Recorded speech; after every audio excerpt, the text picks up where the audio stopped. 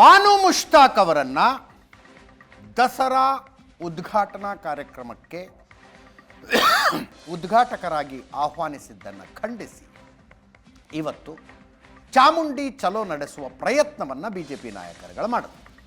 ಪ್ರತಾಪ್ ಸಿಂಹ ಸೇರಿದಂತೆ ಅನೇಕ ನಾಯಕರುಗಳಿದ್ದು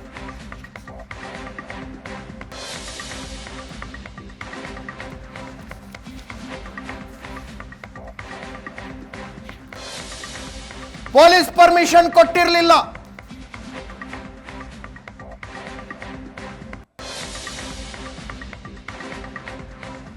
ಚಾಮುಂಡಿ ಬೆಟ್ಟದಲ್ಲಿ ಚಿರತೆಗಳಿದಾವೆ, ಅದು ಇದು ಹೇಳಿ ಪೊಲೀಸರು ಅನುಮತಿಯನ್ನು ನಿರಾಕರಿಸಿದರು.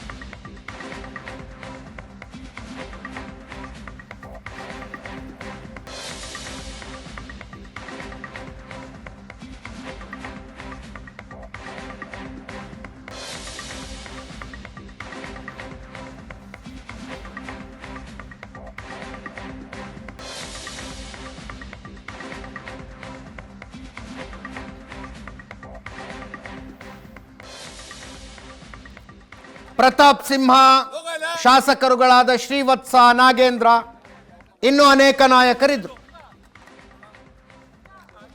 ಬಾನು ಮುಷ್ತಾಕ್ ಅವರಿಗೆ ಅರಿಶಿಣ ಕುಂಕುಮದ ಬಗ್ಗೆ ತಕರಾರಿದೆ. ಮಸೀದಿಯ ಮುಲ್ಲಾ ರೀತಿಯಲ್ಲಿ ಮಾತಾಡ್ತಾರೆ. ಇದೊಂದು ಸೆಕ್ಯುಲರ್ ಪ್ರೋಗ್ರಾಮ್ ಅಲ್ಲ, ರಿಲಿಜಿಯಸ್ ಪ್ರೋಗ್ರಾಮ್ ಅನ್ನೋದು ವಾದ.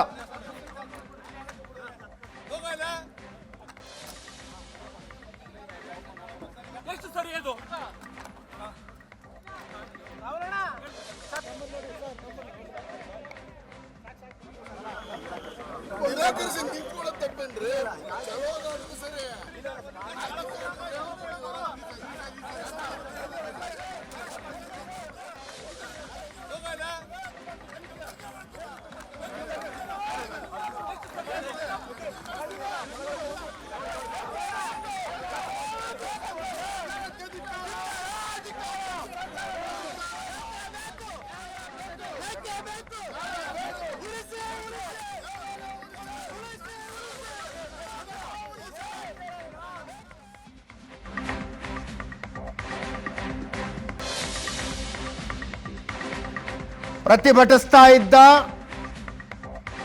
ಬಿಜೆಪಿ ನಾಯಕರು, ಕಾರ್ಯಕರ್ತರುಗಳನ್ನು ಪೊಲೀಸರು ಬಂಧಿಸಿ ಕರ್ಕೊಂಡು ಹೋದ್ರು.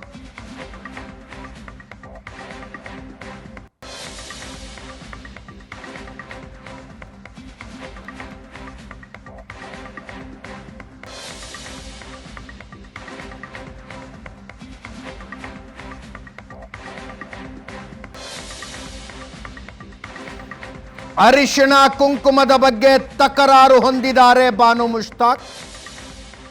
ಮಸೀದಿಯ ಮುಲ್ಲಾ ರೀತಿಯಲ್ಲಿ ಮಾತಾಡಿದ್ದಾರೆ ಅಂದ್ರು ಪ್ರತಾಪ್ ಸಿಂಹ ಅವರು. ಕೇಳಿಸ್ಕೊ.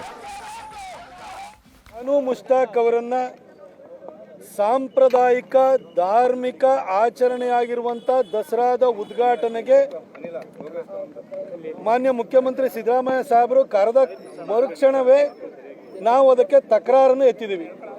ಕನ್ನಡವನ್ನ ಭುವನೇಶ್ವರಿ ತಾಯಿಯಾಗಿ ಮಾಡಿರೋದ್ರ ಬಗ್ಗೆ, ಅರಿಶಿಣ ಕುಂಕುಮದ ಬಗ್ಗೆ ಬಾನು ಮುಷ್ತಾಕ್ ಅವರು ತಕರಾರನ್ನು ಹೊಂದಿದ್ದಾರೆ.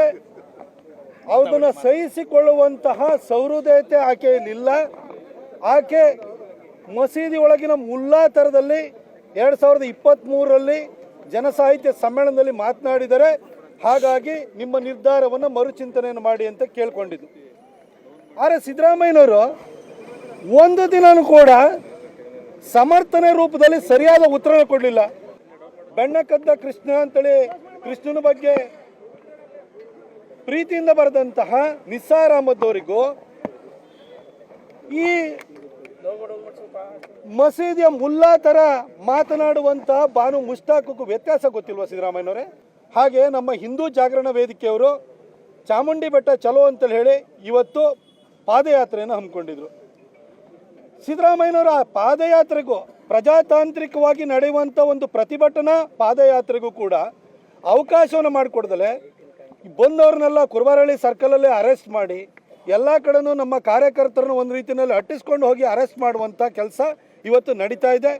ಇದು ಸಿದ್ದರಾಮಯ್ಯನವರು ತಾಲಿಬಾನಿ ಸರ್ಕಾರವನ್ನು ನಡೆಸ್ತಾ ಇದ್ದಾರೆ ಅನ್ನೋದ್ರ ಬಗ್ಗೆ ಯಾವುದೇ ಅನುಮಾನಗಳಿಲ್ಲ. ಜನಕ್ಕೂ ಕೂಡ ಮನವರಿಕೆ ಆಗೋಗಿದೆ.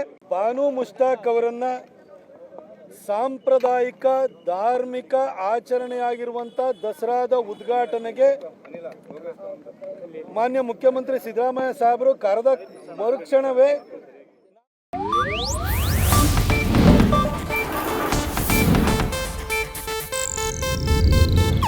ಇದು ಏಷ್ಯಾನೆಟ್ ನ್ಯೂಸ್ ನೆಟ್ವರ್ಕ್ ಪ್ರಸ್ತುತಿ.